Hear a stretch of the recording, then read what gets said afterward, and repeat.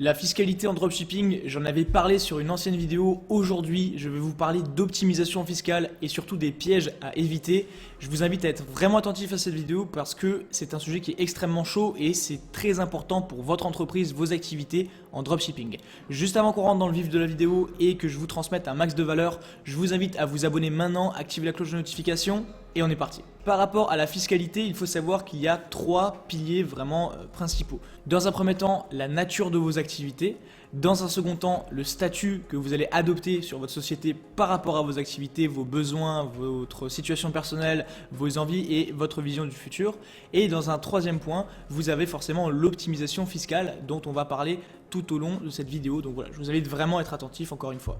Alors premièrement, la nature de vos activités. On est aujourd'hui ensemble parce qu'on parle de dropshipping, d'e-commerce, de création de marque, d'entreprise, etc.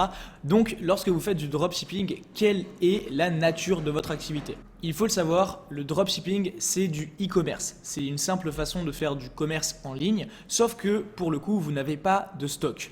Donc à partir du moment où vous n'avez pas de stock, le statut est un petit peu particulier. Pas de stock dit donc pas d'entrepôt, et si vous n'avez pas d'entrepôt en France, alors là ça devient un peu plus compliqué au niveau des statuts. Tout simplement parce que les statuts sont souvent et la plupart du temps exploités pour les entreprises physiques, et maintenant qu'il y a eu la transition digitale, que de plus en plus de business fleurissent en ligne, eh bien l'adaptation des statuts se fait difficilement, même si aujourd'hui voilà, c'est totalement faisable de faire son entreprise avec des statuts classiques de SARL, SAS, peu importe, vous m'avez compris.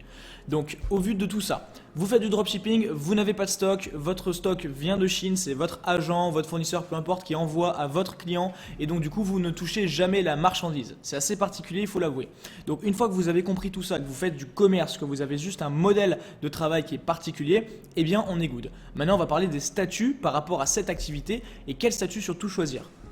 Alors, juste avant qu'on parle de tout ça, je tiens à vous le préciser. Moi, je ne suis pas fiscaliste. C'est-à-dire que concrètement, aux yeux de la loi, mes conseils, c'est comme si je m'asseyais à côté de vous et voilà, on parlait entre amis, je vous donne mes conseils. Aux yeux de la loi, je n'ai pas de valeur légale à vous conseiller, je ne suis pas agréé, je n'ai pas fait d'études ni de certification. Donc voilà, je vous parle de mon expérience. Prenez-en bonne note, je me décharge totalement de ce que vous faites avec mes conseils. Alors maintenant que ça c'est ok, on va passer au statut. Juste avant qu'on commence, je vous pose la question, dites-le moi maintenant en commentaire, quel statut avez-vous et surtout pourquoi avez-vous choisi ce statut d'entreprise? Si vous n'êtes pas encore déclaré, vous pouvez me le dire aussi, comme ça on interagit, on échange ensemble. Alors maintenant les statuts, très simples, les plus connus ça va être SARL en France, Société à responsabilité limitée, SAS, Société à action simplifiée, vous allez avoir aussi EI, donc l'entreprise individuelle, ou même EIRL, donc entreprise individuelle à responsabilité limitée. Bien sûr, il existe aussi la micro-entreprise, quand ça on débute, donc ça c'est un statut qui est vraiment particulier, spécifique, et après voilà, vous avez d'autres statuts, etc. Mais ce sont les statuts les plus communs, les plus connus. Donc lorsque vous débutez, la base c'est de vous concentrer sur la micro-entreprise parce que ça vous donne une structure qui est légale, même si c'est très très simplifié, que vous n'avez même pas besoin de faire appel à un comptable, que c'est vous qui faites votre comptabilité, etc. Tout ça, ça ne demande pas de grandes compétences, ça ne demande pas non plus de faire de gros chiffres d'affaires, étant donné que vous êtes plafonné, donc c'est-à-dire qu'à partir du moment où vous allez dépasser, je crois que c'est 86 000 euros, vous êtes redevable de la TVA à l'État et surtout, moi je vous invite à partir de ce moment-là à passer sur une entreprise plus intéressant, donc plus avancé, une structure plus complète en fait.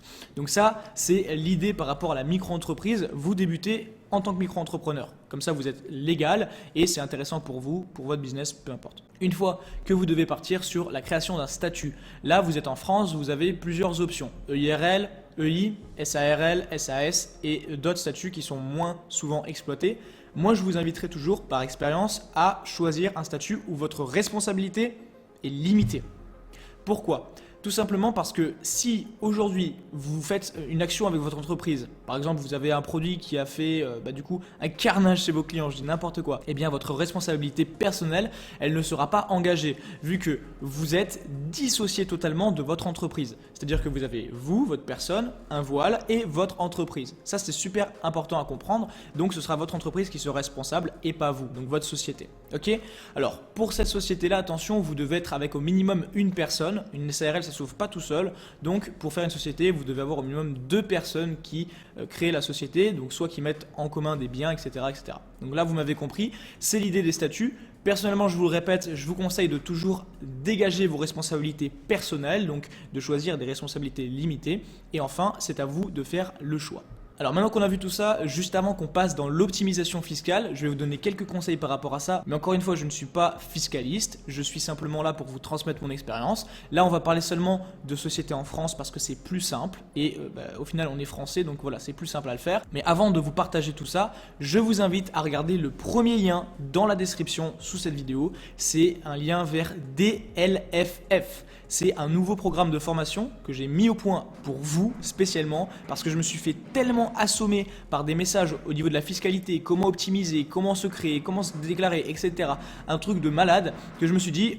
Bon, je vais charger mon équipe de faire des recherches pour vous. Je vais également mettre à profit mes connaissances, mon expérience et mes contacts. Tout ça pour vous permettre d'avoir les meilleurs résultats et surtout la meilleure structure légale pour vos activités. Ça, c'est le premier lien que vous avez en description. Et franchement, là, on vient de sortir la formation du coup, donc vous avez une offre de lancement à ne pas rater. Je vous en reparlerai un petit peu plus tard, mais c'était important pour moi de vous partager tout ça. Donc maintenant, concernant l'optimisation fiscale pour vos activités en France. Il faut comprendre une chose, lorsque vous avez une société, lorsque vous êtes donc du coup séparé par rapport à votre personne, votre société, etc., vous devez vous reverser soit un salaire, soit des dividendes.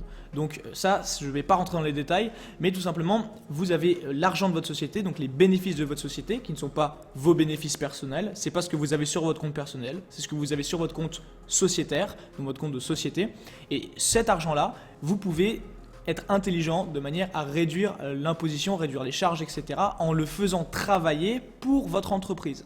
Donc c'est-à-dire que là, c'est la base, mais au lieu de simplement dire voilà, j'ai 40 000 euros de bénéfices sur le mois, donc j'ai 40 000 euros disponibles sur mon compte et je vais déclarer 40 000 euros de bénéfices, là où vous allez vous faire imposer donc sur ces 40 000 euros, au lieu de faire ça, eh bien vous allez dire j'ai 40 000 euros de bénéfices, sauf que sur ces 40 000 euros, je vais en réinjecter 20 dans le développement de mon entreprise, donc ça peut être dans des bureaux, ça peut être dans du coup des outils de fonction, ça peut être même une voiture si vous en avez besoin pour votre entreprise, etc. Mais ça, il faut le justifier.